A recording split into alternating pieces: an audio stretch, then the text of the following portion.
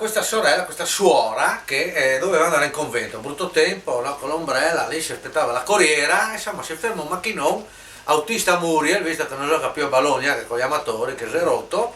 Allora a un certo punto cosa succede? Si ferma e dentro c'era una bella donna, e la sua il finestrino, e dice: suora, dove deve andare? Salga che lo porto io, no? No, guarda, aspetta, ma no, salga, andiamo via, l'autista qua mi porta, salga. Insomma la suora sale, questo Mercedeson grande, no? Insomma la suora va avanti, grazie, la suora a un certo punto: signorina, beh, complimenti, che bella pelliccia che ha, guarda, suora, questa qua è 2 notti d'amore, ho preso la pelliccia. Complimenti. Poi anche questa collana d'oro che ha, e questa invece sono 1 mese d'amore, sai.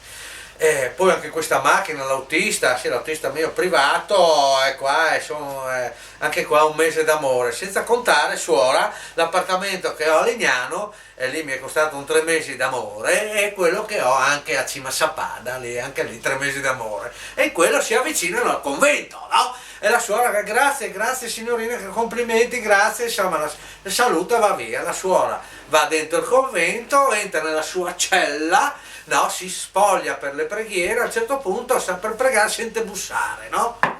Chi è? E sono Fra Mario. Mario, va in casin T e i tuoi cioccolatini. Dio